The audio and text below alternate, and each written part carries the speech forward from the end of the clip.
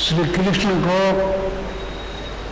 यह बहुत प्रिय बात है कि कोई उनसे बड़ा हो और उनको कंट्रोल करे। श्री बलराम जी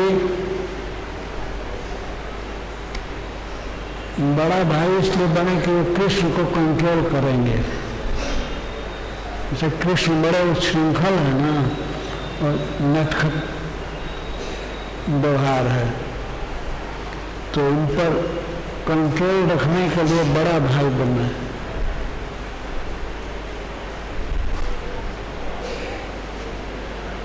जब छोटे भाई के रूप में आए थे पहले लक्ष्मण बन करके भगवान राम की लीला में, रघुनाथ की लीला में, तब भगवान श्री राम बड़ा दबाव रखते थे लक्ष्मण पर।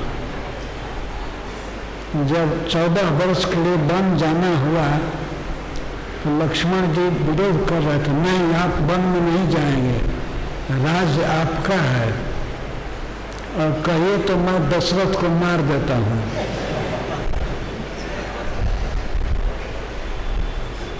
आपका राज तिलक होगा, आप राज्य के अधिकारी हैं।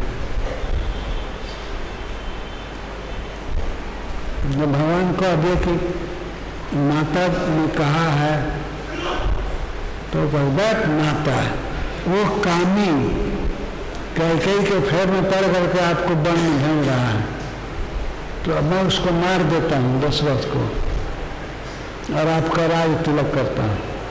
लेकिन भगवान ने कहा नहीं, पुत्र का धर्म है पिता की आज्ञा मानना। तो चले ही गए। सारे अयोध्यावासी रोते रह गए, विलाप करते रह गए, और फिर भी सबको दुखी करके भगवान चले गए। पिताजी भी मर गए, माताएं सब विधवा हो गई, बहुत दुख छा गया। लेकिन फिर भी भगवान ने जबरदस्ती किया, वो चले गए वन में। तो लक्ष्मण जी विचार कर रहे थे और वो अनंत विचार कर रहे थे कि छोटा भाई बन करके अधीनता स्वीकार करना ठीक नहीं है, और बड़ा भाई बन करके अब कंट्रोल करेंगे। तो वास्तव में भगवान कृष्ण का प्रिय करने के लिए ही वे अग्रतो भविता देवो, वो आगे जन्म लेंगे।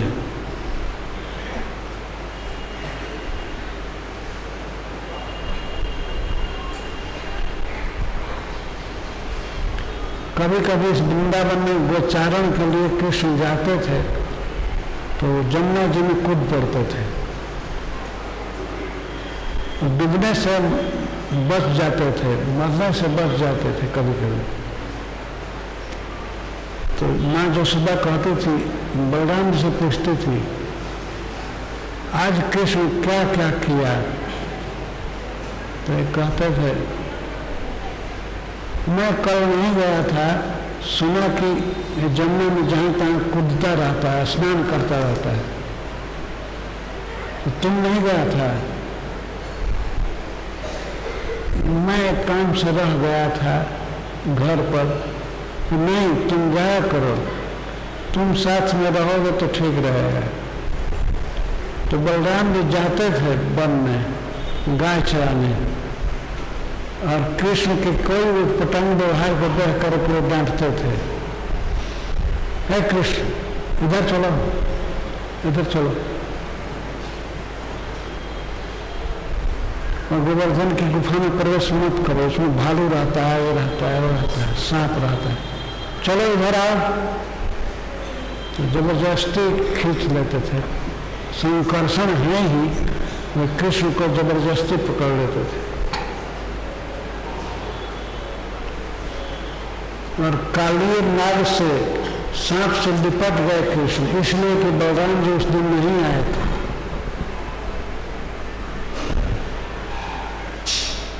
सब लोग बाद में पूछ रहे थे, तुम कहाँ रह गया, क्यों नहीं गया?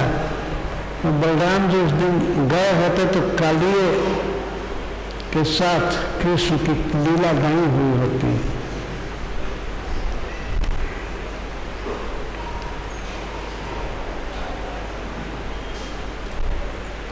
इस प्रकार अनेक लीलाओं में श्री बलराम जी कृष्ण का प्रयोग करते थे। इसके लिए ही ये बड़े भाई बने। ऐसे द्वारका में जाने पर ऐसा लगता है कभी कभी कि बलराम जी और कृष्ण में मनमुटाव चल रहा है, तो वास्तविकता यह बात नहीं है। वास्तविक यह है कि श्री कृष्ण और बलराम एक ही है। वास्तव में कहने के लिए दो शरीर है, लेकिन वो एक है, एक विचार, सब कुछ एक है। तहर द्वितीय देह श्री बलराम। श्री बलराम जी भगवान कृष्ण के दूसरे रूप हैं, कोई भेद नहीं है। परंतु लीला में कुछ भेद है, और लीला में भेद है तो उससे कुछ मनमुटाव भी लगता है कि मन मिल नहीं रहा है। जैसे महाभारत का युद्ध है, कुरुक्षेत्र का युद्ध होना निश्चित हो गया, तो श्री कृष्ण ने कहा कि हम तो जा रहे हैं अब हस्तिनापुर।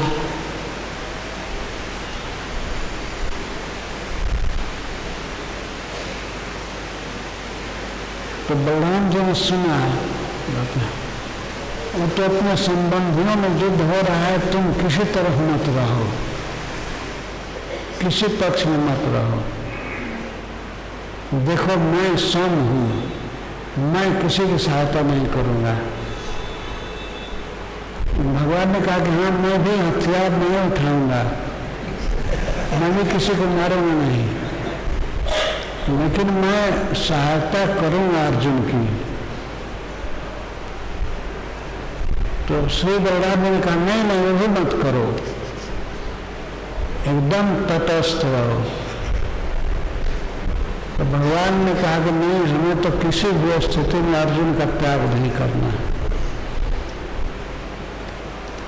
रहना है। तो बलराम जी थोड़े बिगड़ गए, कहा कि तो ठीक है, तो जब तक युद्ध होगा मैं तीर्थ यात्रा के लिए निकल रहा हूँ, और रहने पर कुछ न कुछ ब्लेम होगा कि कहीं सहायता नहीं किया या नहीं किया। तो बलराम जी तीर्थ यात्रा में चल दिए। भगवान कृष्ण रोक रहे थे कि नहीं रुक जाइए रुक जाइए, कहा कि नहीं हम जाएंगे। तो तीर्थ यात्रा प्रारंभ किए नैमिषारण्य से। नैमिषारण्य में गए पहली बार, तो वहाँ एक कथा कहने वाले साधु को मार दिए, एक सीख उठा करके सूत गोस्वामी के पिताजी को मार दिए। बाद में भगवान बहुत दंड किए आने पर कि आप तो तीर्थ यात्रा के लिए निकले थे, युद्ध में भाग नहीं लेंगे, और जा करके एक महात्मा को मार दिया।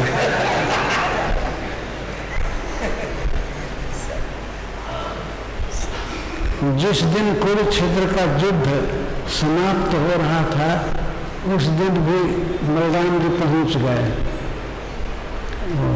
तीर्थ यात्रा पूरा करके। तो श्री भगवान अर्जुन से कह रहे हैं ये कहाँ से आ गए।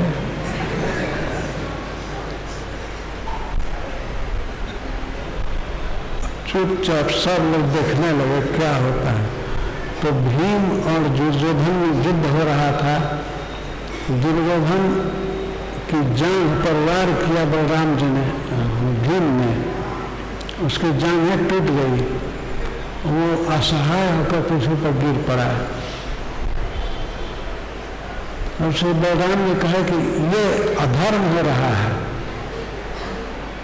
इस तरह से युद्ध नहीं किया जाता है, क्यों जांघ में मारा गदा, गदा को सिर पर या इधर वो मारना चाहिए।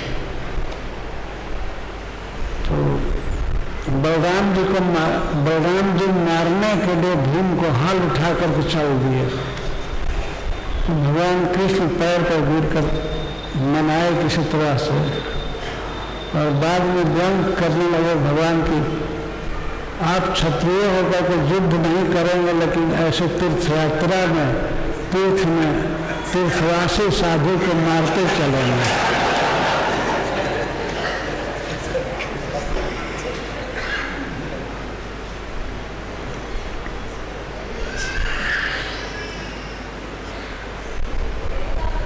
जब पांडव लोग वनवास पूरा करके विराट नगर में रह रहे थे, तो एक मीटिंग हुई द्वारका के कुछ लोगों के साथ पांडवों की। भगवान कृष्ण, बलराम जी और सात्विकी सब गए थे। तो विचार होने लगा कि अब क्या किया जाए। तो भीमसेन कह रहे थे कि अब तो हम लोगों ने शर्त पूरा कर दिया वनवास का, अब हमारा राज्य मिलना चाहिए, तो किस तरह से क्या किया जाए। तो श्री बलराम जी चाहते थे कि कोई कलह न हो। वो कहे कि कलह ठीक नहीं है, युद्ध करना ठीक नहीं है, कोई जाए उनको समझाने के लिए कि अब पांडव लोग वनवास की शर्त पूरा कर चुके हैं, इनको आधा राज दे दिया जाए। तो भगवान कृष्ण कहा ठीक है, तो आप जाकर समझाइए।